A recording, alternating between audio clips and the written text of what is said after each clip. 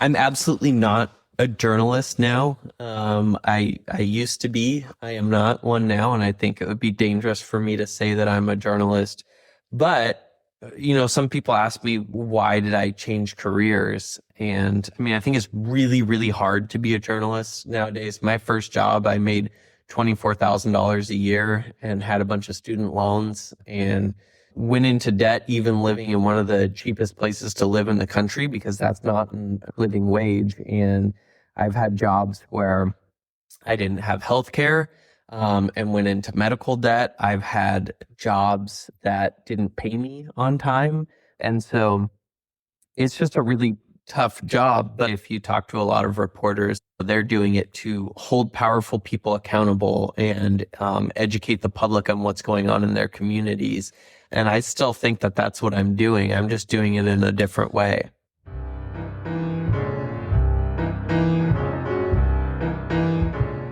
Welcome to the East Anchorage Book Club. I'm your host, Andrew Gray. The purpose of this podcast is to tell the stories of Alaskans of interest and importance. Today, our guest is the founder and executive director of the 907 Initiative, Aubrey Wieber. The 907 Initiative is an Alaska-based government watchdog organization working to increase public transparency for state and local government.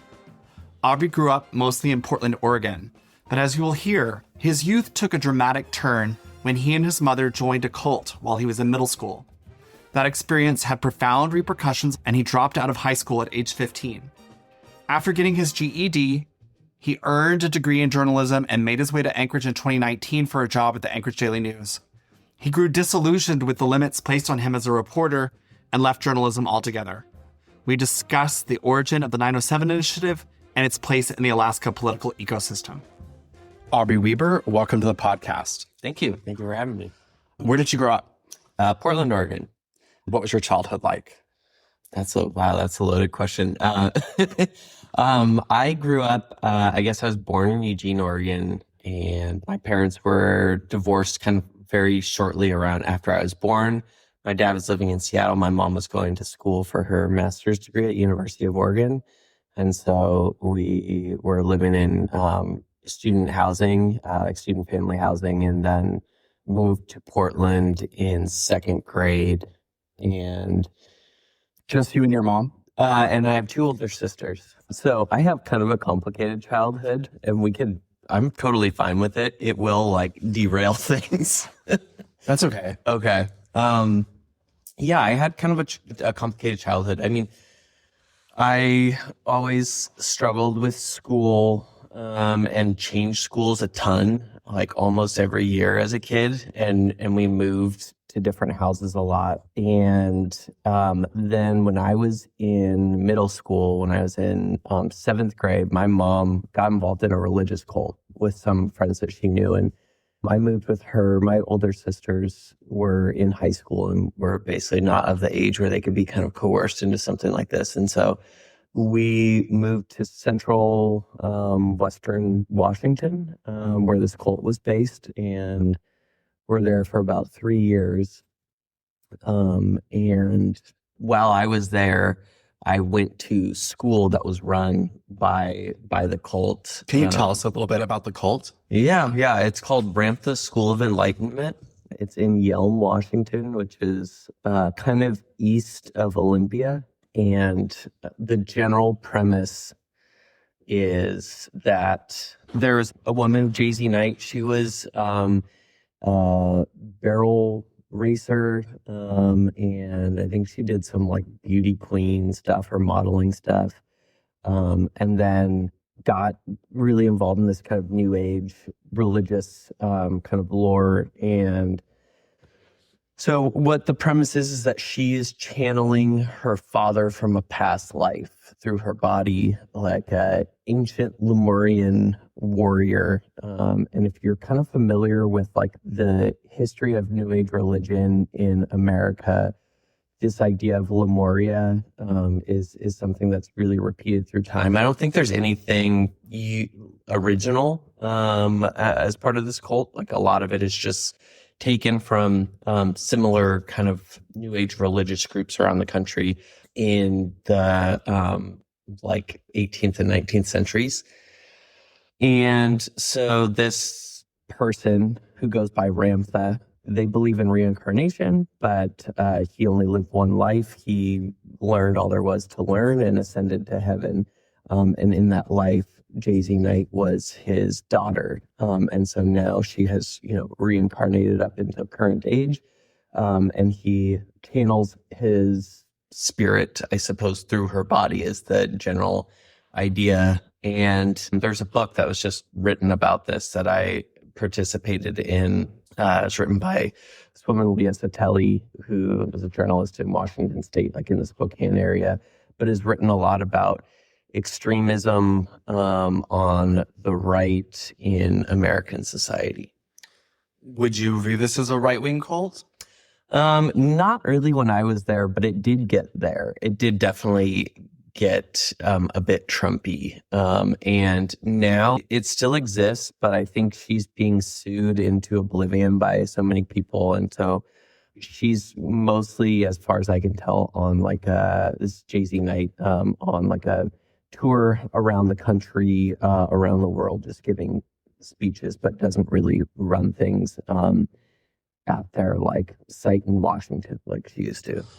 So you were 7th grade when your mom joined the cult. And I guess to give us a frame of reference, how old are you? I'm 36. 36.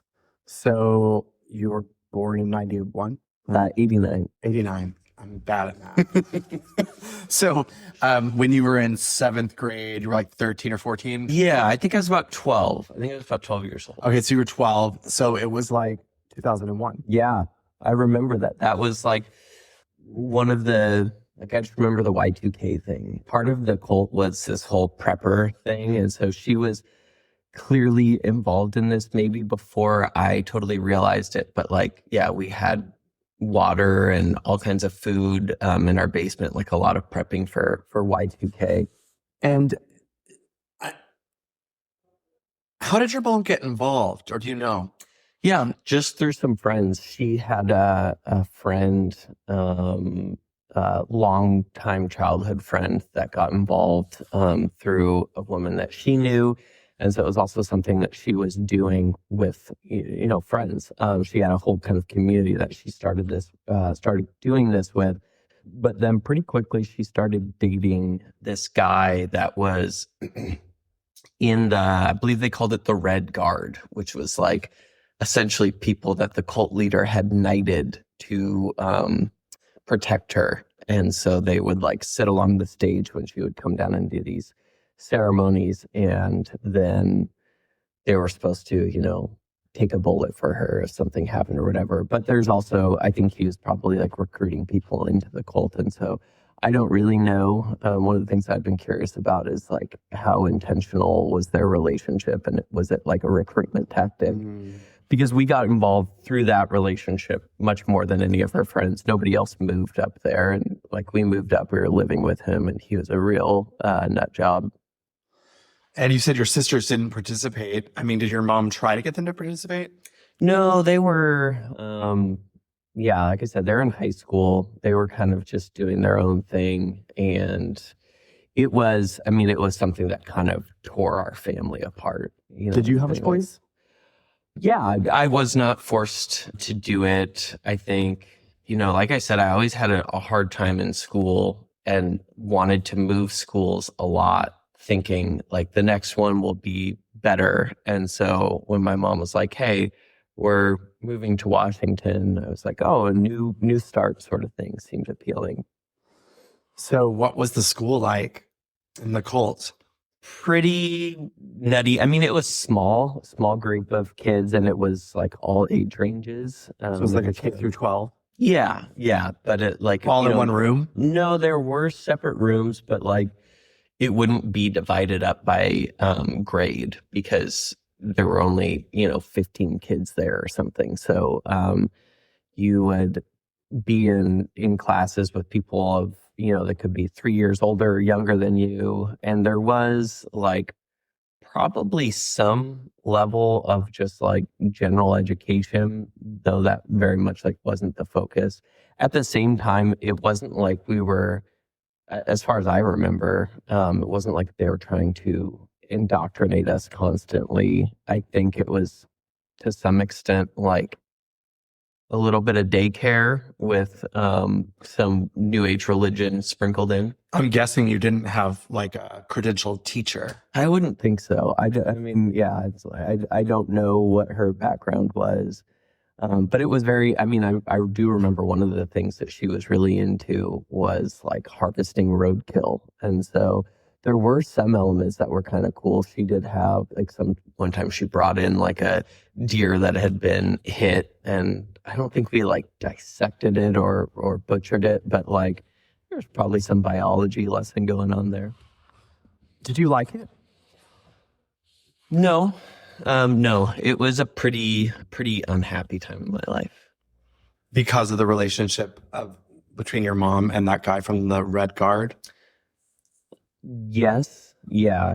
He was a person that I really, really didn't like. He's very, like emotionally and verbally abusive. And, it was also very just isolating. You know, I was away from the rest of my family. I was, away from friends. And I think I was just growing up, maybe due to like a lack of consistency. I was just kind of constantly looking for some place that felt safe and comfortable and like where I belonged. And I think that was kind of the initial lure, but definitely not what I found.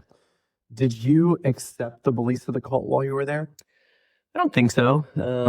Potentially some of them, but I wouldn't say I was a true believer. I wouldn't say in my free time I kind of reflected on the teachings and thought about how to implement them in my life. I think I was just a lost little kid.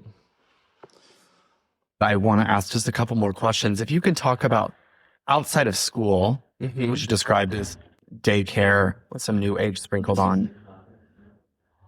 What did you do in the cult? I mean, did you all have like services, and did you meet with the leader? I mean, what did that look like? So there was not a lot of like face-to-face interaction with the leader. They would have these like ceremonies that were kind of spontaneous. Basically, there was kind of a schedule and a hierarchy. And so you would have to show up in person and do these sort of courses. And if you didn't do them frequently enough, you had to start over back at the bottom. You had to pay for all this stuff. It was pretty expensive. And I grew up pretty poor, and this was like a pretty hard thing for my mom to afford. Was she working? She was a teacher. Working as a teacher in that small town, but like at a normal school? Yes. And she left. We grew up in Oregon. She was like a tier 1 PERS employee that lost that benefit when she left the district. And so that was a massive kind of financial hit. But in general, yeah, the idea was, so you go to like, say it's a 3-day event. Maybe one of the days the leader comes down and has a ceremony where they sit on the stage in a giant horse barn and drink wine and give these sort of lectures that would kind of, as the night would go on, she would get drunk, and The leader, and it would become kind of belligerent. But then there was a lot of focus on kind of like the new agey version of quantum physics, and this idea that you can like manifest destiny essentially was kind of one of the principles. And so there was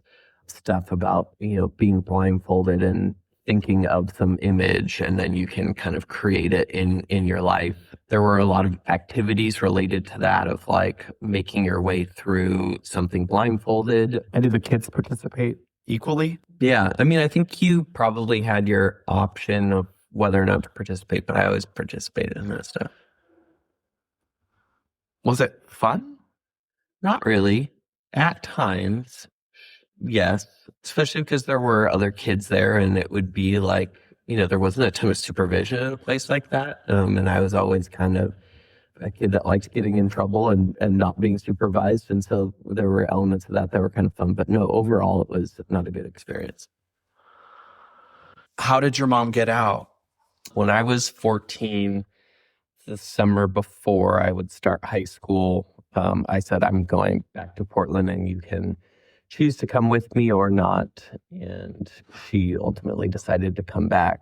But for a long time, it created a lot of tension within our relationship, even though we do have a good relationship. And I think it can be easy to blame somebody like her for that situation, but that's what cults do to people.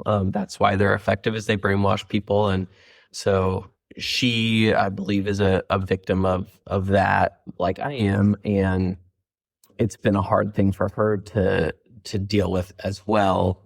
And so she moved back.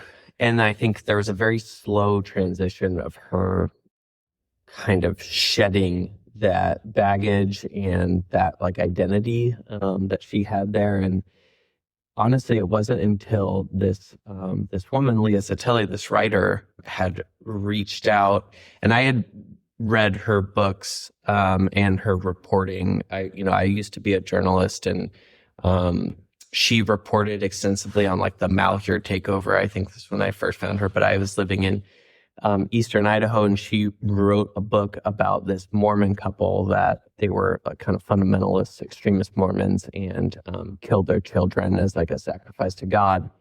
And my mom read that book and reached out to the woman and just said, "Hey, I'm curious if you've ever thought about writing about this cult here from the area."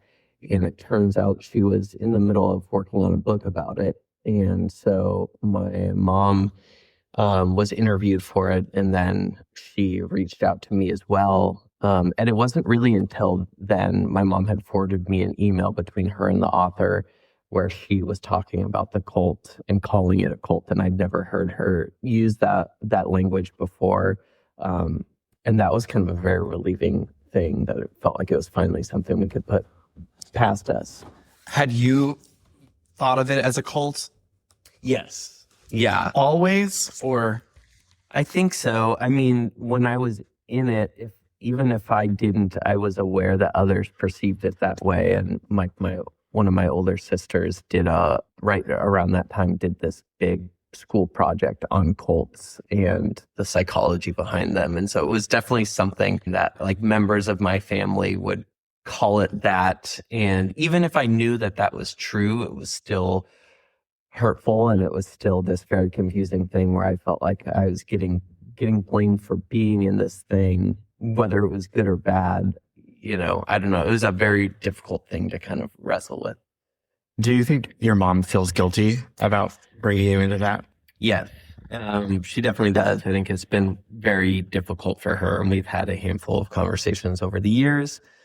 And I think we're on the other side of it now. It's been over 20 years, but it was very difficult. And I have a very close relationship with her too. I don't blame her for that stuff. And also, life is really difficult, and like people take advantage of, people in vulnerable situations. And that feels like an extreme example, but honestly, I don't think it's like super different than like payday advance places, organized religion. I think a lot of this stuff is preying on people's vulnerabilities or insecurities or whatever else. Do you have a relationship with your dad? Not a ton, a little bit. We've never gotten along super well. Oh, I only asked because I wondered, you don't hold your mother responsible. She feels guilty. Did other members of your family hold your mother responsible?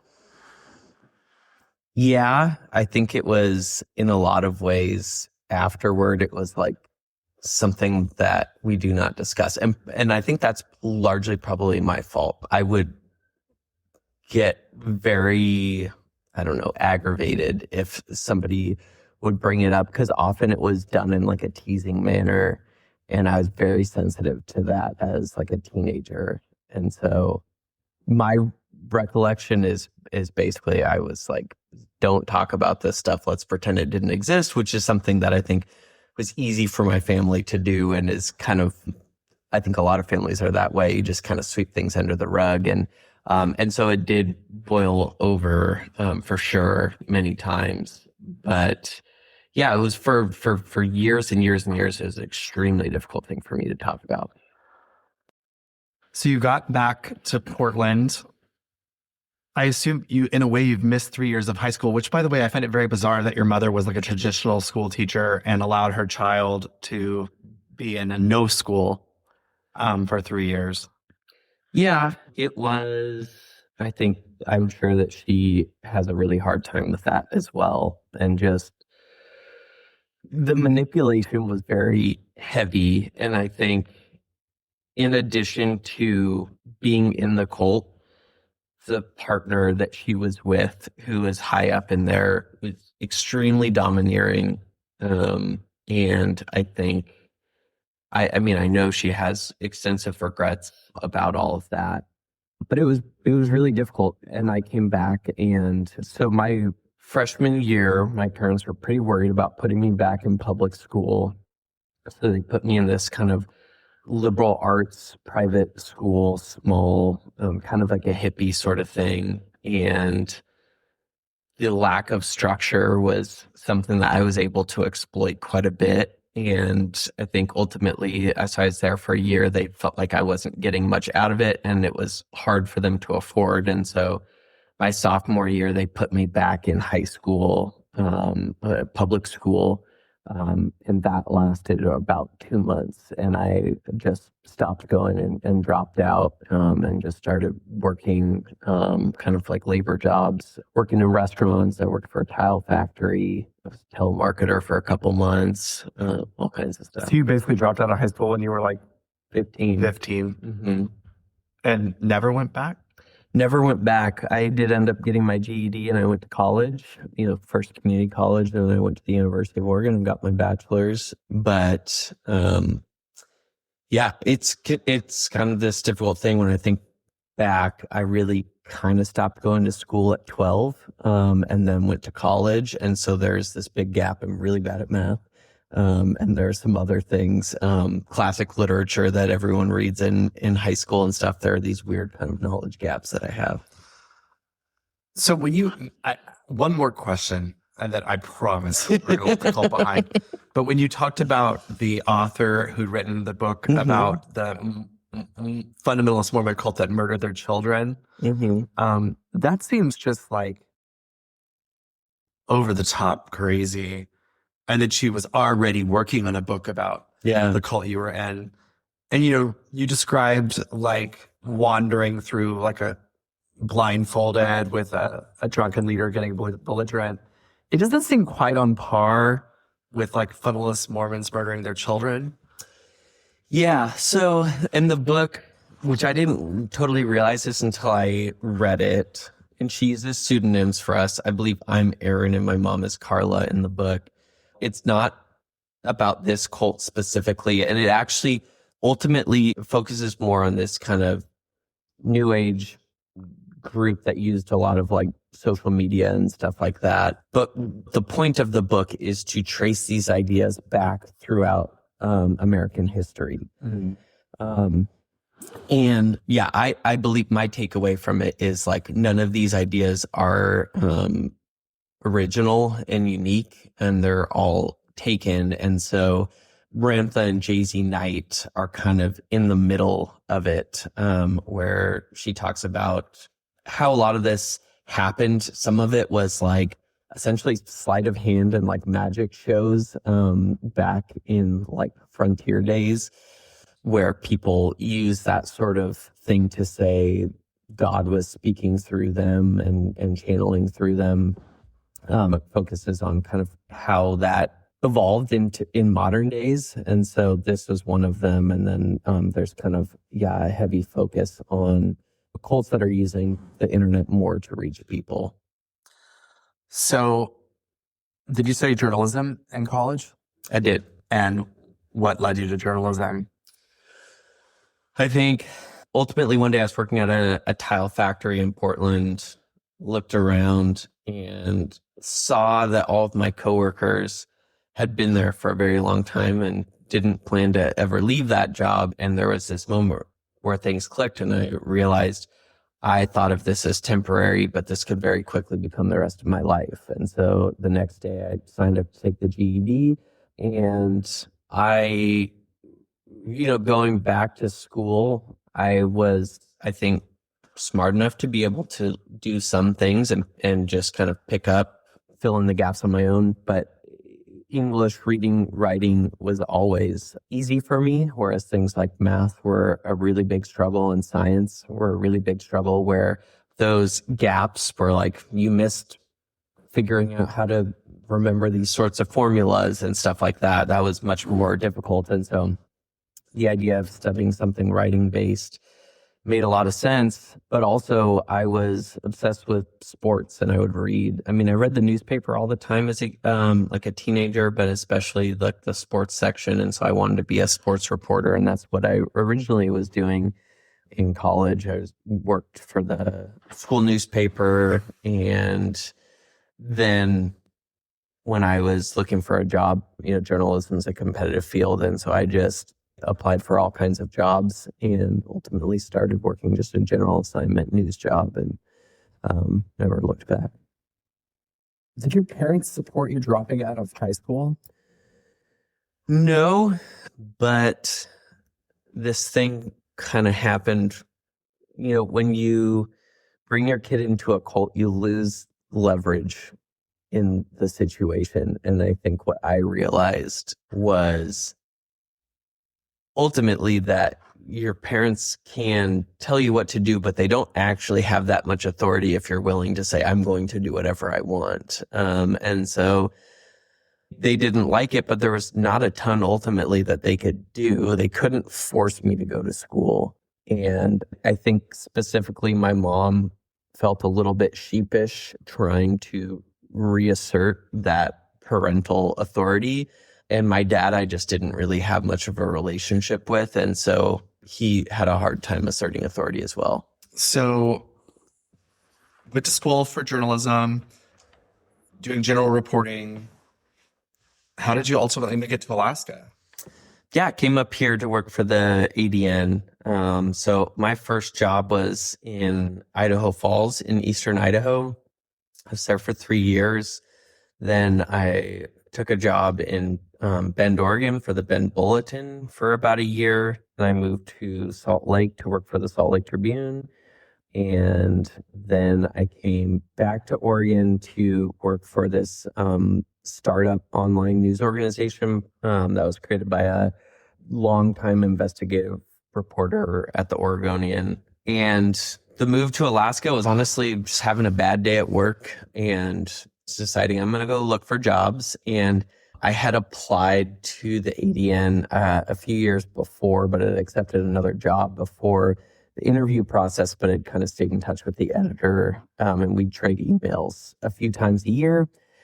And so I saw there was an opening, and at that point it just moved really quick. I think I applied, I sent my resume right away, and he called me like 10 minutes later. David Hewlin, yeah. And we started talking, and it just started as just kind of like a dumb, rebellious thing of not liking my job that day. And then I just remember him asking me, a lot of people flirt with the idea of moving to Alaska, and I want to know if you're serious about it. And so I just decided at that time I'll say yes and lock myself in, and then I'll have to do it.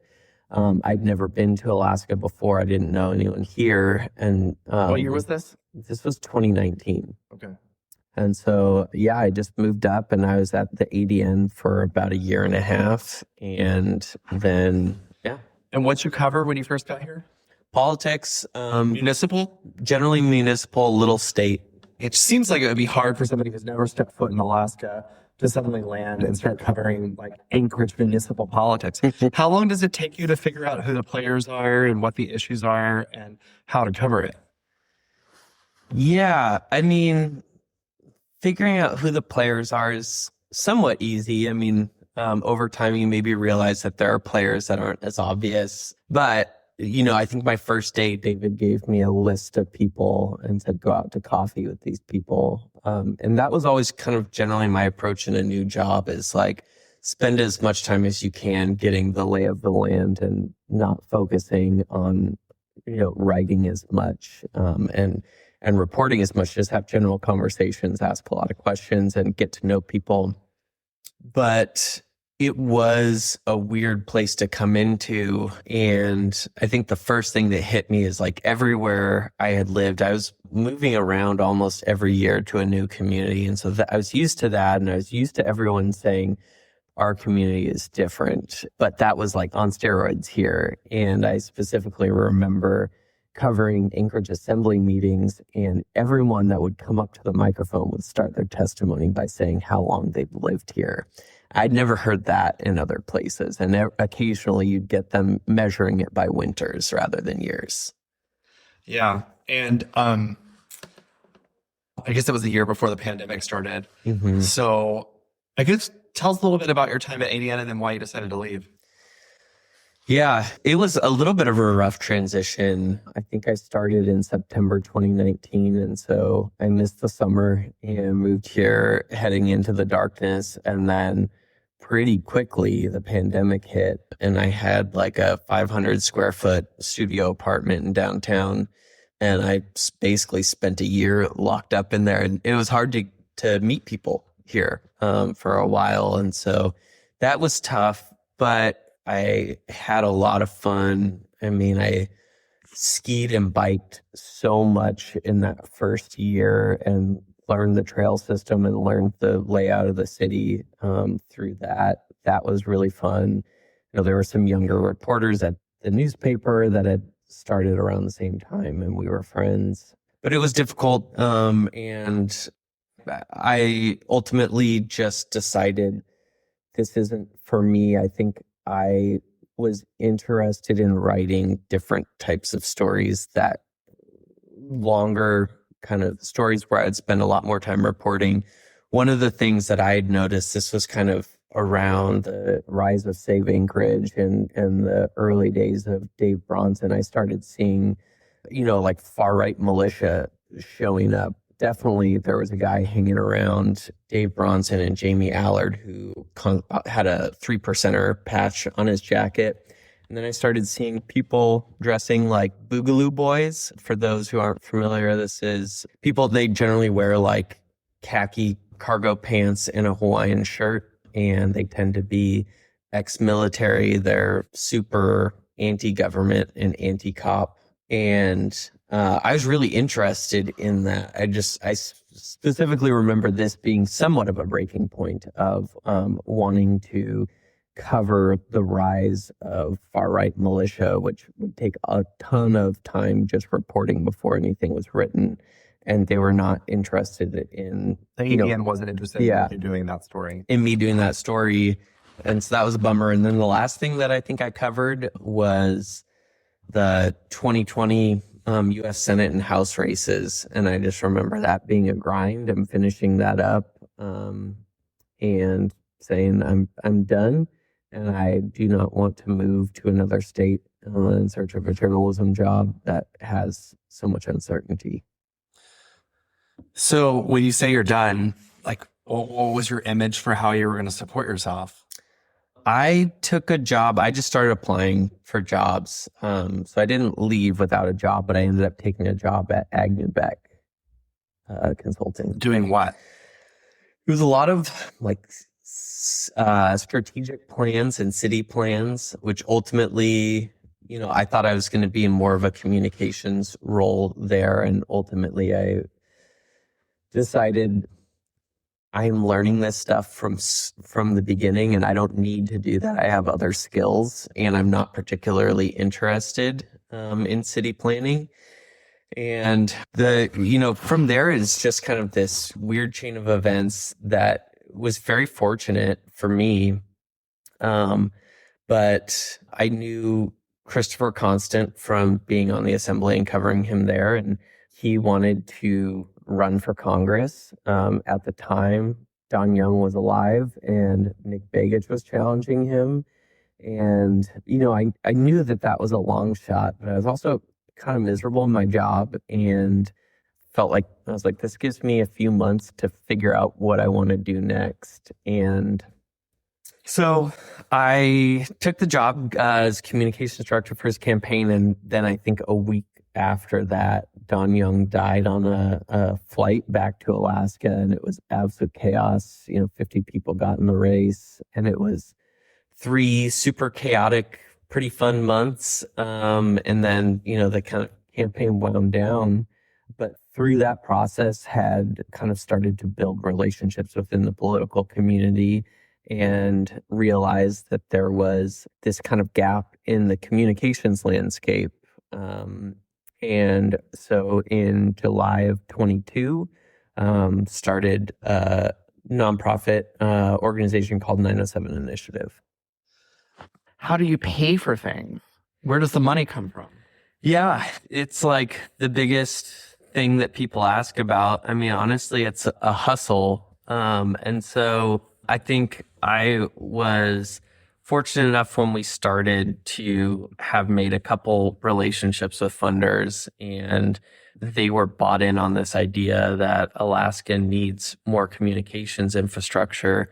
And there were some local groups too that provided some like seed funding to get started. But really, what it is, I think people have this idea that the nonprofits, especially political nonprofits, their activity is being driven from big national funders, George Soros or whatever. And, one of the first things that we did was an accountability program on Dave Bronson. I mean, do you think these national ultra wealthy billionaires know who Dave Bronson is or care about Anchorage? Absolutely not. And so you're competing with groups all over the country for this funding, and it's really difficult to get. You need to show, that you have an idea and that this can lead to like a better quality of life. There's a specific issue. And so it's absolutely a grind. And, we raise funding from locals, like individual donations around Alaska, but there's not a ton of wealth in the state compared to other states. I think we're one of the few states without a billionaire in it. And so it is hard. So we also raise national money, but it's all about building up relationships, showing that you're somebody that they can trust to do good work and to use the money responsibly. It's hard. If I were to say like what I think your most successful campaign was the Jewish Stars. Mm-hmm. I mean, that went to every mailbox in Anchorage. Mm-hmm. For folks who don't remember, it was during the anti-mask rallies, assembly meetings, but felt more like Save Anchorage rallies. Mm-hmm. And a woman was like making Jewish stars for people to wear, and a man basically pointed at Forrest Dunbar. I don't know if I'm like remembering it right, but you guys. Yeah, I mean, essentially what they were doing was equating wearing a mask during a global pandemic, spreading a respiratory virus, to being Jewish in a concentration camp. There was a lot of really extreme imagery and communication during COVID and around Save Anchorage. And, from the beginning, what I wanted to do at 907 Initiative is to get information to people that are not seeking it out. And I think that is increasingly, where we are as a society where, people are not going to the ADN's website to read everything on there anymore like people used to do in the past. And so what we want to do is similar to, anyone else, Target and Instagram influencer, whatever, we're trying to deliver content directly to you in the platform that you're already accustomed to receiving information on, and also cut against the noise. And so everything we do is factual. We cite the source for every claim in every ad, but we want to deliver it directly to people that aren't seeking it out, so that they know what's going on. And so something like that, for some of us, it feels like that was inescapable. It was everywhere on our social media feed, in the newspaper, but digital worlds are very, very different. You can live in the same community. You can, live right next door to somebody, but the information that you're consuming is extremely different. And so, sending that in a mail piece to people's doors where they're definitely going to see it, and maybe they don't read the newspaper and they understand something really crazy is going on in my community. And I think it's really important for people to have that information. Since we're kind of talking about Dave Bronson, and he is running for governor, and like he was doing a podcast that was something like Everybody Hates Dave. Yeah. Kind of poking fun at himself. Straight up, like, hats off to his campaign team, because like that's a way to do it. But my fear is that everyone's memory is so short, and like we did live through this just incredibly crazy time in Anchorage, and it's like collective amnesia. I don't know if you noticed that. Or I definitely noticed Everybody Hates Dave, or whatever you called that segment, and was shocked by it. At first, my thought was, how dumb can someone be? But then also it was just like, wow, this is actually maybe kind of interesting. And I don't know if that's still going on. It seemed like it maybe was a flash in the pan, but it's, doing something different in a way to stand out. And so I respect that and respect the transparency of it. But no, it was crazy. I mean, I think the city of Anchorage was in the New York Times on like a monthly basis, and not for good things. Like, we were making national news for turning off the fluoride illegally. I mean, there was a lot of illegal contracting. And I think, to me, maybe the worst thing was the Centennial Campground issue, where it was just, what are we doing? Busing people to this campground in the middle of nowhere with bears, no security and no plan, and sexual assaults happening, people getting shot, bears getting put down, no food, and then people like Duke Russell stepping in to feed people, but then being told, no, you're not allowed to feed these people. It was so inhumane. Nowhere to walk to a grocery store. I mean, it was just the most inappropriate place. If you were going to do something like that, it needed to be in a place where they at least had a grocery store or something, a place to buy food. Yeah. And services and transportation. You cannot lock people up, which is essentially what they tried to do. Not having a house isn't a crime. Well, it's so interesting, like thinking about the Jewish stars that David tried to brand themselves for having to wear a mask as being like in a concentration camp. And then yet they were like, well, we'll create a concentration camp for homeless people. There's some irony there for sure.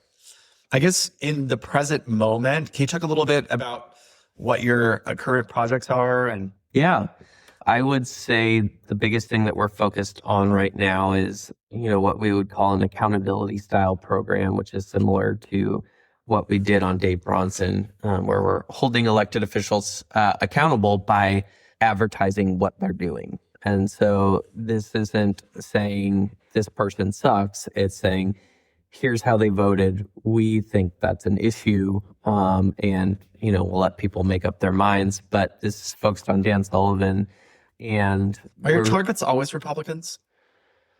No. And I think on the other side of things, looking at the legislature, we've done a lot of communications around education funding, and to a lesser extent, public pensions. But we've done a lot of, what we call positive accountability, highlighting independents and Republicans that have voted for an education package.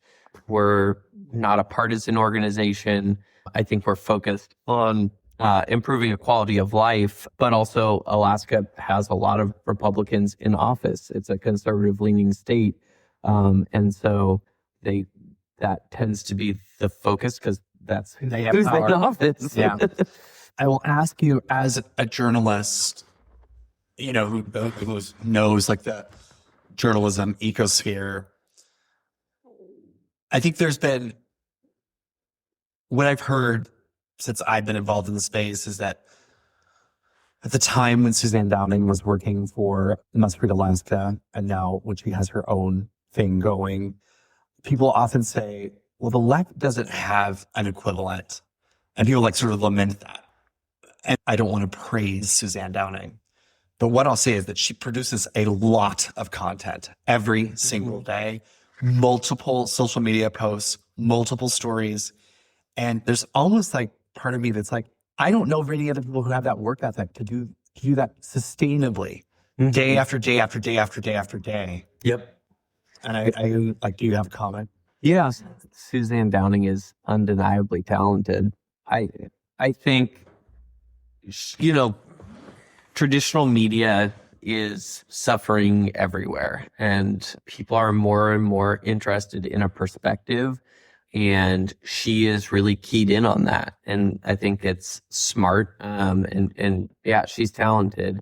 But I think there's more and more opportunity for people to do that across the board. Substacks are really popular right now, an effective way to get a lot of audience compared to the overhead. You don't have to create a whole new legacy media organization. And we've seen actually a lot of that in Alaska. But I don't think, I hear the idea of why doesn't the left have a Suzanne Downing? And I think that kind of fundamentally misses the point. People are not a monolith. And one thing I think is, if you look at Suzanne Downing's audience, I think it's a loyal audience that goes back day after day, maybe multiple times a day to read things. But I don't know if it's an expanding audience. I think by nature of having such strong viewpoint in your coverage, you're creating an artificial ceiling that might be fairly low. If you're not extremely into Republican politics, there's not anything for you there. But also, I think the left and the right are pretty different in what they want. And I think the right is very interested in this kind of nationalized content. And I think the moderates and progressives in Anchorage are more focused on local issues. And so I think that's what I'm seeing the left do is, focus more on what's going on in state and less of what's going on with the presidential administration. And then a question just about the media landscape in general. I did a whole series. I interviewed 18 journalists. I guess you're number 19. And there's what people would say is like, well, we have a new way of doing it. Like now, you can read Matt Buxton's piece and then read Dermot Cole's piece and then read Nathaniel Herz's piece. And I'm like, oh my God, like I have to go and like find all these different things. Why can't we have all these things all together in one place, like a newspaper? And it's like, I say it jokingly, but there is something that's like, the nice thing about Suzanne Downing's audience is they know exactly where to go. They know exactly what they're going to get. For someone, of a different political persuasion, it's like, well, you've got to visit these 7 blogs /Substacks to get your news. And it takes time. And like, if I'm busy, I might read one. I'll see one on social media that I'll click on and read the first 3 paragraphs. Like that's sometimes the best I can do. Yeah, it's been public that we fund Matt Buxton's work through the Current. I do think that's a little bit of the idea of the Current is a collective platform where people can go. But even that, I just don't think people are typing in a URL to a website as much. When stuff is automatically getting delivered to them on social media, why go out and seek it? But I think part of the issue too with why there isn't more, why it has become fractured is like, I don't think legacy media has kept up with the times. And I don't think people are especially interested in like traditional, a paper of record style journalism anymore. They do want a thought-provoking perspective.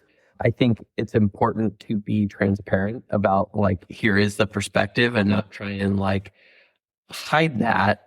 But people more and more are kind of seeking opinionated content, something that is, I guess, a little bit less dry than what legacy media would serve. So I just read an article, I believe in The Atlantic. I will drop a link in the show notes to this piece. It is about the downfall of Eric Swalwell, the gubernatorial candidate in California, and U.S. congressmen accused by 4 different women of sexual harassment and one accusing him of rape.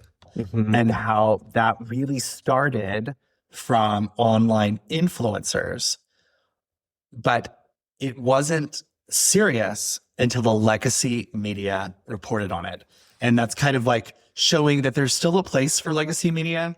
There's lots of accusations and unsubstantiated claims that can come on YouTube, Instagram, where, you know, people with enormous followings can elevate stories that they've heard or seen elsewhere on the internet. But it's not real until the legacy media posts it.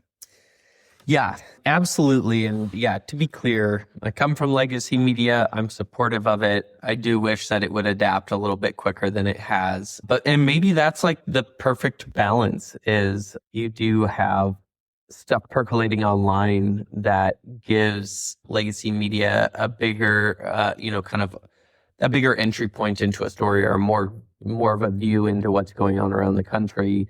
And I think also not all legacy media is the same. I think, one thing that I've seen the New York Times do super well over the past 5 years is they more and more kind of immerse their reporters into their stories. And so you less feel like you're looking in through a window into a room, but you feel like you're in that room with everybody else. And I think that's kind of, in a lot of ways, that goes against kind of some of the core principles of journalism of like, you're not the story, you are a fly on the wall. But that more immersive experience in journalism, I think I like it. I think a lot of other people do too.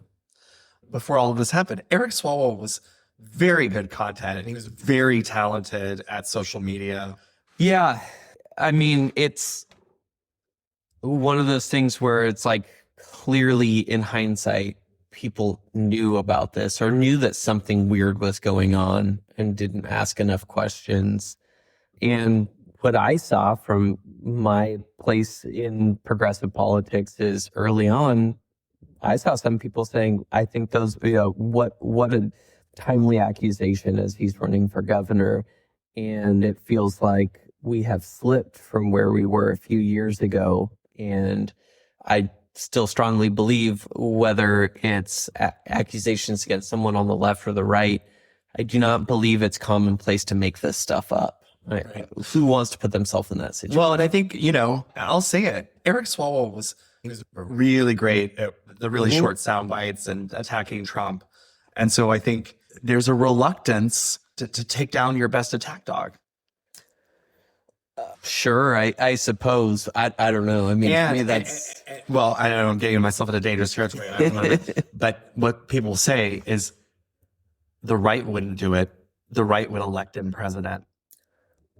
Yeah, apparently that's true. To me, I don't see an argument that makes sense to protect people like that. And it undercuts, the progressives. We've kind of positioned ourselves as the watchdogs on this sort of thing. And if we don't practice what we preach, then it's super meaningless. And there is this interesting thing going on in the, left progressive communications space where we're trying out a bunch of these kind of orators to see, can this be our, whatever. But do we want an Alex Jones? I don't think so. And that hasn't worked out well for them. I mean, it did temporarily, but it isn't now. And you even look at the right, they've created all these attack dogs, and now they're turning themselves on President Trump because they don't like the war in Iran. So you then have to wrangle that kind of herd of your communicators and your surrogates. And when you don't actually have that much of a connection with them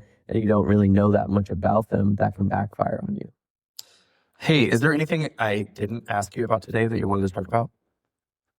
What I try to do in my work, I'm absolutely not a journalist now. I used to be. I am not one now, and I think it would be dangerous for me to say that I'm a journalist.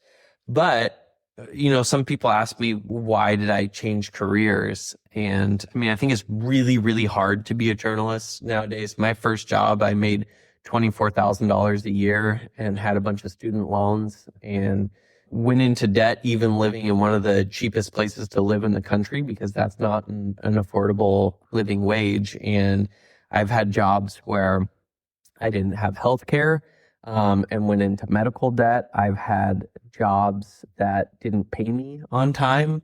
And I've had jobs where I was really pushed to work unpaid hours.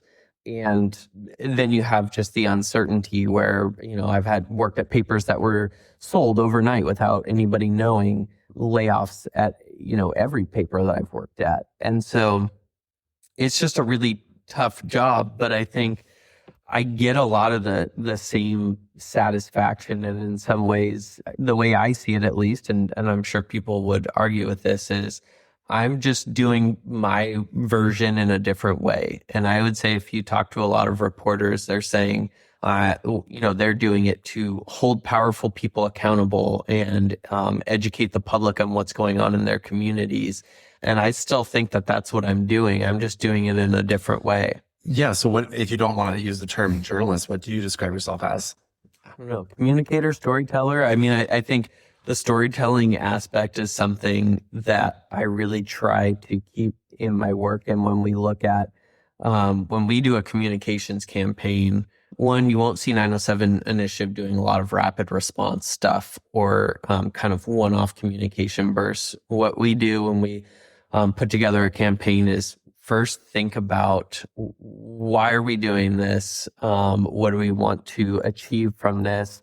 And then put together a plan and then go get funding for that, and then start to do research to figure out, how can we talk to people about this? Where are people on this issue? Because if people aren't supportive of something, then I'm not going to try and fight that. And I think there are probably a lot of people in Alaska that they would see our communications and say people don't agree with this. But that's actually not the case. And we do a lot of research to figure out what the public thinks, and then from there build out a campaign where we have a central narrative that everything goes into. So if you look at the Dave Bronson stuff, it's incompetence has a price tag, which sounds hyperbolic, but it's not, because we created a website that calculated the financial impact of all of these decisions that he made. And so this is the cost to Anchorage residents. And that helps people who have a million things going on, who maybe are working multiple jobs, taking kids to school, cooking dinner, and trying to have some sort of social life or hobby, exercise, how to fit all that in the day. Maybe they're not going and reading the Anchorage Daily News every day. Can we package this stuff up and send it to them in a way that'll grab attention? But then also tell them, here's what's going on in your community. You might not know this, but the municipal bond rating just got decreased because of all these decisions from the mayor. Here's this illegal contract that just got signed, and guess what? You paid for part of that as a taxpayer. Well, Aubrey Wieber, thank you so much for being on the show today, and thanks for the work that you're doing. Thank you. Great to be here. Thank you, listeners. If you like what you heard, please subscribe, rate, and review us. To contact me, email rep.andrew.gray@ahlec.gov or call 907-465-4940.